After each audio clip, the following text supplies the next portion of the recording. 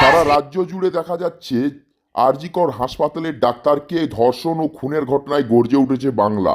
ঠিক একই রকমভাবে গোটা বিশ্বের সাথে তাল মিলিয়ে বাংলায় যেমন তোড়পাড়, ঠিক একই রকমভাবে ঝাড়গ্রাম জেলা আদালতের আইনজীবীরা আজ 11টা নাগাদ ঝাড়গ্রাম জেলা আদালত থেকে পথসভার মধ্য দিয়ে বিক্ষোভ কর্মসূচি পালন করেন। তাদের দাবি, আর.জি. কর হাসপাতালের ডাক্তারকে ধর্ষণ ও খুনের ঘটনায় যে সমস্ত অভিযুক্তরা এখনও অধরা, তাদেরকে অতি শীঘ্রই ধরতে হবে এবং উপযুক্ত শাস্তি দিতে হবে। যতক্ষণ না উপযুক্ত দোষীরা শাস্তি পাচ্ছেন ততক্ষণ পর্যন্ত এরকম কর্মসূচি তারা দফায় দফায় চালিয়ে যাবেন। সেই কর্মসূচির মধ্য দিয়ে আজকে তারা আওয়াজ তুলতে শুরু করলেন। এমনই চিত্র দেখা গিয়েছে ঝাড়গ্রাম জেলা আদালতে।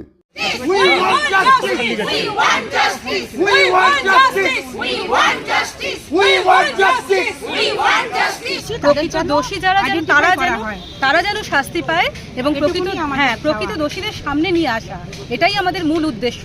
এতে আমরা আমাদের ঝাড়গ্রাম কোর্ট থেকে আইনজীবীরা সবার সাথে মিলে রয়েছি, যারা আন্দোলনের সাথে যুক্ত। গোটা পশ্চিমবঙ্গ আজ আমরা আন্দোলনের সাথে যুক্ত।